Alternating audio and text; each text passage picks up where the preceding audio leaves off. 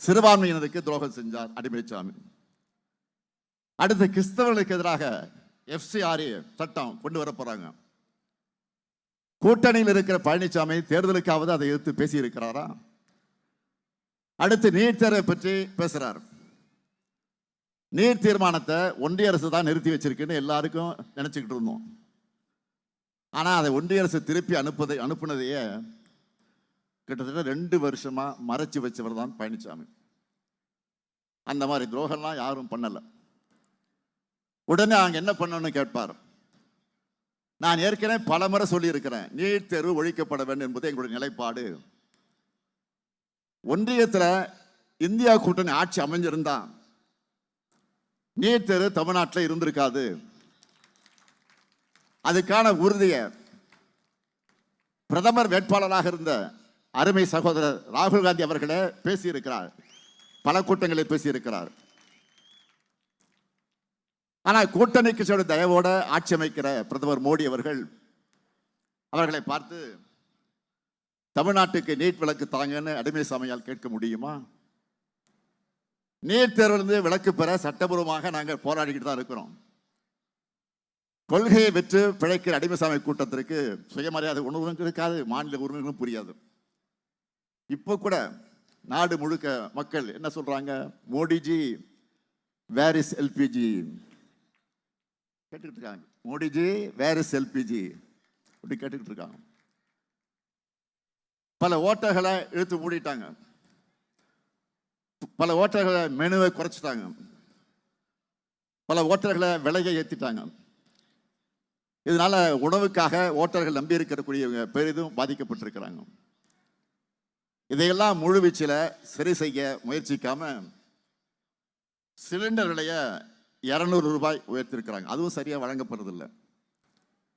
இதையெல்லாம் பார்த்து பழனிசாமி குரல் கொடுத்திருக்கிறாரா? அதனால்தான் அவரை அடிமைசாமின்னு சொல்றோம். பழனிசாமி அவர்களை துரோகத்தில் டாக்டரேட் பட்டம் வாங்குற அளவுக்கு எல்லாருக்கும் இவ்வளவு துரோகம் செஞ்சுட்டு வாய் கூசாம பொய்ய பேசிட்டு இருக்கீங்களே. தமிழ்நாட்டு மக்கள் நல்லா புரிஞ்சுக்கணும், தமிழுக்கும் தமிழினத்துக்கும் தமிழ்நாட்டுக்கும் துரோகம் செய்வது பாஜகவுடைய வழக்கம். அதுக்கு துணை போறதுதான் அதிமுகவுடைய பழக்கம்.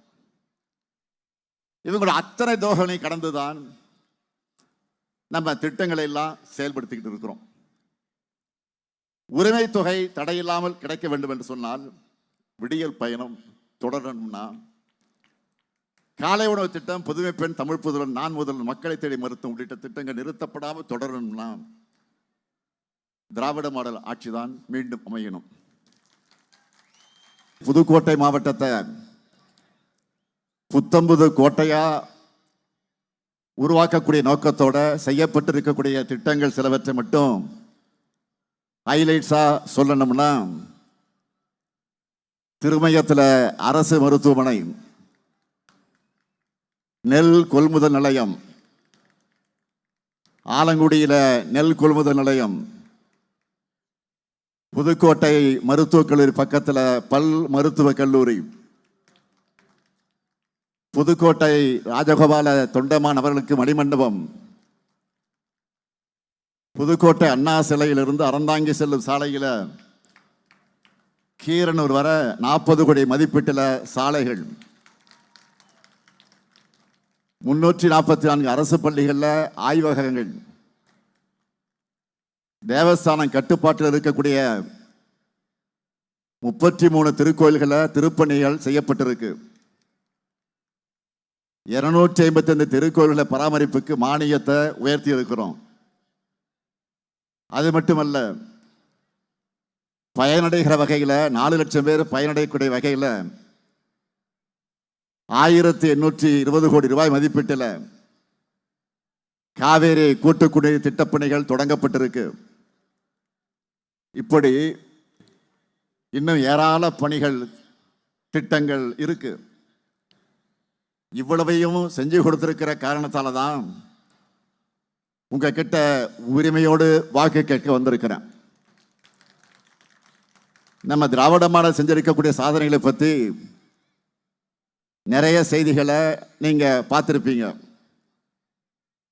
திமுக நம்முடைய அரசு ஒரு திட்டத்தை செயல்படுத்தினா அது சாதனை திட்டமாக தான் இருக்கும். நம்மோட சாதனைகள் தான் இந்தியாவுக்கே பெஞ்ச் மார்க்காக இருக்கு. எடுத்துக்காட்டுக்கு சொல்றேன், கிரிக்கெட்ல பல பிளேயர்ஸ் பல ரெக்கார்டுகளை வச்சிருப்பாங்க. ஆனா சச்சின் டெண்டுல்கரை பார்த்தீங்கன்னா அவர்கிட்ட எல்லா ரெக்கார்டுமே இருக்கும். அரசியல் அப்படிப்பட்ட முறியடிக்க முடியாத எல்லா ரெக்கார்டும் நம்ம திமுக தான் செஞ்சிருக்கு என்பதை பெருமையோடு சொல்றேன். இனியும் தொடர்ந்து நாம தான் ரெக்கார்ட் பிரேக் பண்ணவும் போறோம். நம்ம திட்டங்களை பார்த்து தான் இன்னைக்கு பல்வேறு மாநிலங்கள் காப்பி அடிச்சுக்கிட்டு இருக்காங்க. ஏன் ஒன்றிய அரசை காப்பி அடிச்சுக்கிட்டு இருக்கு. மக்களுக்கான முன்னோடி திட்டங்களை செயல்படுத்துறதுல திமுக தான் ஓஜி, ஒரிஜினல். இந்த ஸ்டாலினோட அப்படிப்பட்ட திட்டங்களை சொல்லட்டா, இங்க ஏராளமான மகளிர் வந்திருக்கீங்க. என் சகோதரிகள், இங்க இருக்கக்கூடிய சகோதரிகிட்ட கேட்கிறேன், மாதந்தோறும் 15ஆம் தேதி உங்க அக்கௌண்ட்டுக்கு இந்த அண்ணன் கொடுக்கிற 1000 ரூபாய் உரிமை தொகை வருதா?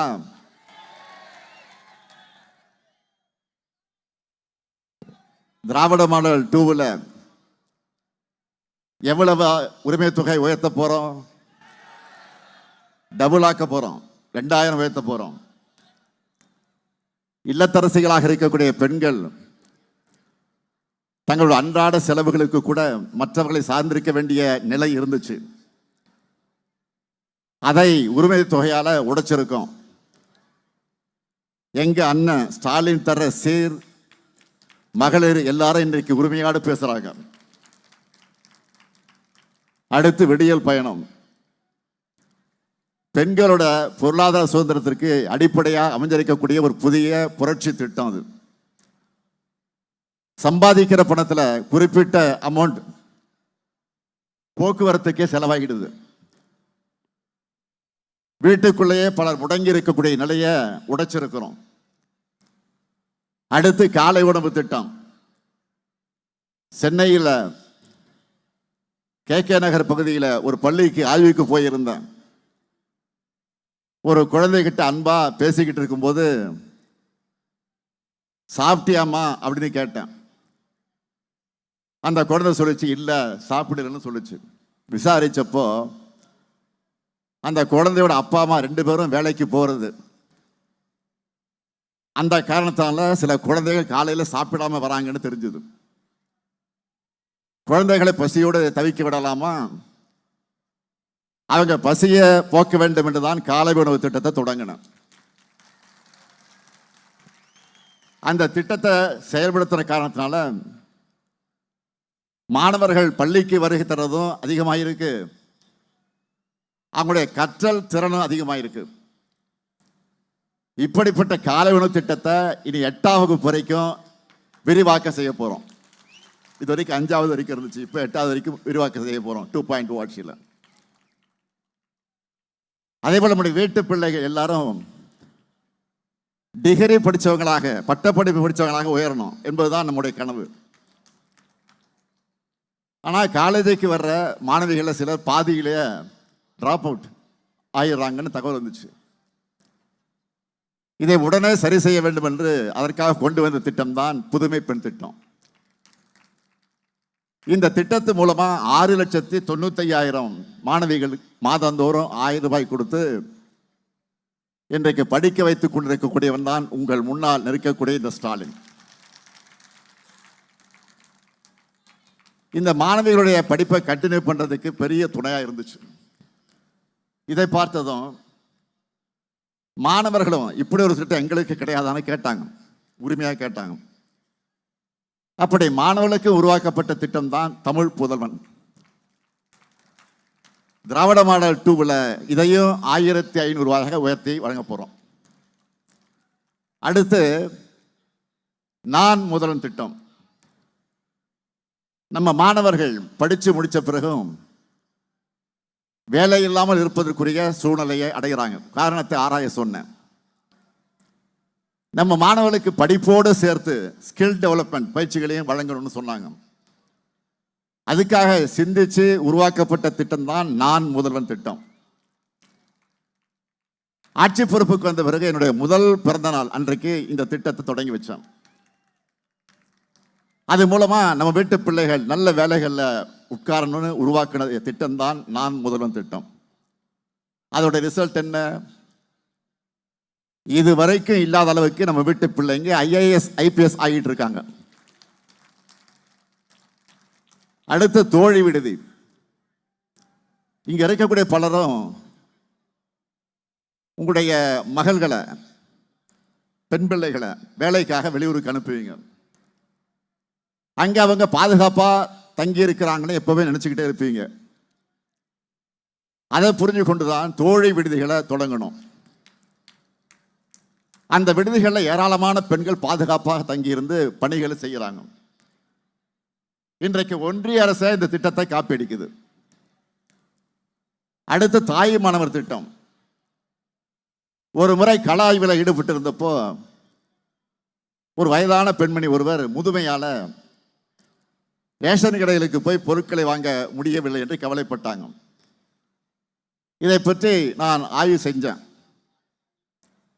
70 வயதுக்கு மேற்பட்டிருக்கக்கூடிய பலரும் கடைகளுக்கு போய் ரேஷன் பொருட்களை வாங்குறதுல இருக்கக்கூடிய சிரமங்கள் அனுபவிக்கிறாங்கன்னு எனக்கு தெரிய வந்துச்சு. அவங்க தான் வாங்கிறதுலேருந்து நான் சும்மா இருந்துடல. வயதானவங்களுக்கு நாம தான் துணையா இருக்க வேண்டும் நினைச்சேன். அப்படி தொடங்கிறது தான் தாய் மாணவர் திட்டம்.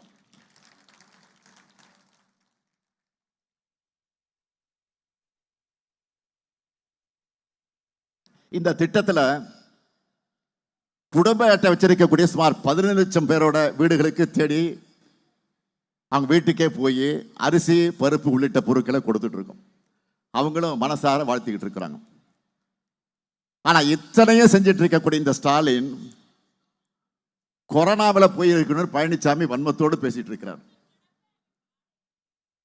பழனிசாமி அவர்களே, இந்த ஸ்டாலின் இருந்து என்னோட மக்களுக்கு இன்னும் ஏராளமான திட்டங்களை செய்யத்தான் போறேன். அதை நீங்க பார்க்கத்தான் போறீங்க. தமிழ்நாட்டை இன்றைக்கு இந்தியாவிலேயே டபுள் டிஜிட் வளர்ச்சி பெற்ற மாநிலமா நம்ம திராவிட மாடல் உயர்த்தி இருக்கு.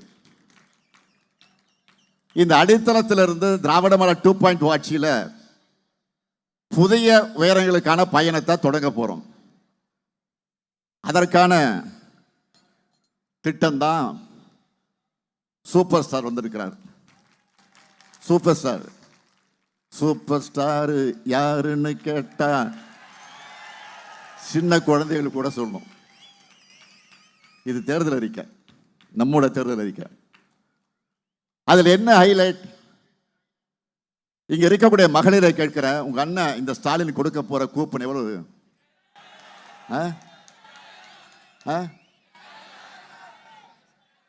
சத்தமா சொல்லுங்க.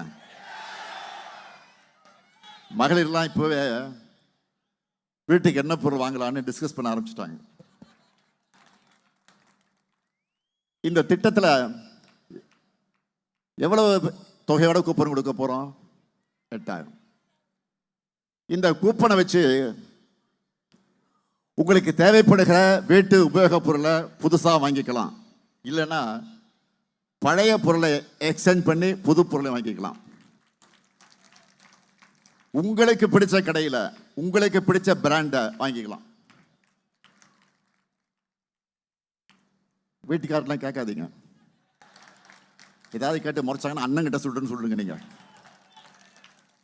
உங்க இஷ்டம், உங்க சாய்ஸ். அடுத்து 20 லட்சத்துக்கு அதிகமான உழவர்கள் பயன்பெறக்கூடிய வகையில் நவீன மின்சார பம்பு செட்டுகளை வழங்க போறோம். உயர்கல்வி முடிச்சிருக்கக்கூடிய 5 லட்சம் இளைஞர்கள் வேலைவாய்ப்பு பெறக்கூடிய வகையில் நான் முதல் திட்டத்தில் 1500 ரூபாய் உதவித்தொகையோட 6 மாசம் பயிற்சி வழங்க போறோம். நெல் கொள்முதல் விலை குவிண்டால் ஒன்றுக்கு 3500 ரூபாயாக உயர்த்தி வழங்கப்படும். கரும்பு கொள்முதல் விலை டன் ஒன்றுக்கு 4500 ரூபாயாக உயர்த்தி வழங்கப்படும். பால் கொள்முதல் விலை லிட்டர் ஒன்றுக்கு 5 ரூபாய் உயர்த்தி வழங்கப்படும். முதியோர் உதவித்தொகை 1200 ரூபாயிலிருந்து 2000 ரூபாயாக உயர்த்தப்படும். மாற்றுத் திறனாளிகளுக்கான உதவித்தொகை 1500 ரூபாயிலிருந்து 2500 ரூபாயாக உயர்த்தப்படும். கலைஞர் கனவு இல்லம் உள்ளிட்ட திட்டங்கள் மூலமா வீடற்ற ஏழைகளுக்கு அடுத்த 5 வருஷத்தில் 10 லட்சம் வீடுகள் கட்டித்தரப்படும். டெல்டா மாவட்டங்களுக்கான சிறப்பு வளர்ச்சி திட்டம், புதுக்கோட்டையில் இயந்திர தயாரிப்பு குழுமம் உருவாக்கப்படும். இந்த ஸ்டாலின் சொன்னதை செய்வான். நான் கலைஞருடைய மகன், சொன்னதை மறக்க மாட்டேன், மறுக்க மாட்டேன். ஆனா பாஜகவுடைய கிளைக்கழக செயலாளராக இருக்கிற பழனிசாமி அவர்களால் இப்படி ஏதாவது சாதனைகளை சொல்லிக்கிட்டு வாக்கு கேட்க முடியுமா? எங்கேயாவது ஒரு சாதனைகளை சொல்லி பார்த்துருக்கீங்களா? எங்கேயாவது கொள்கைகளை பற்றி பேசி பார்த்துருக்கீங்களா? எங்கேயாவது மாநில உரிமைகளுக்கு பழனிசாமி குரல் கொடுத்ததை பார்த்துருக்கீங்களா? நிச்சயம் பார்த்துருக்க மாட்டீங்க.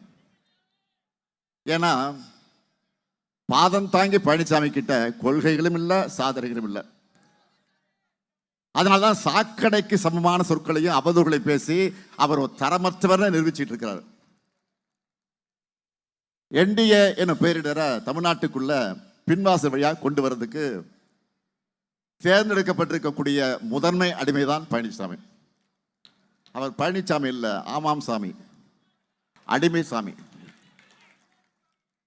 அதிமுக எந்த கூட்டணியில அடிமை சாசனம் எழுதி கொடுத்து சேர்ந்திருக்கு? அன்னை தமிழுக்கும் தமிழத்துக்கும் தமிழ்நாட்டுக்கும் துரோகம் செய்கிற என்டிஏ கூட்டணியில சேர்ந்திருக்கு. அந்த கூட்டணி டெல்லியில வச்சு முடிவு செய்யப்பட்ட கூட்டணி எல்லாருக்கும் தெரியும். ஊழல்வாதிகளும் தேர்ந்த துரோகிகளும் காவி கும்பலை தோல்ல சுமந்துக்கிட்டு வராங்க.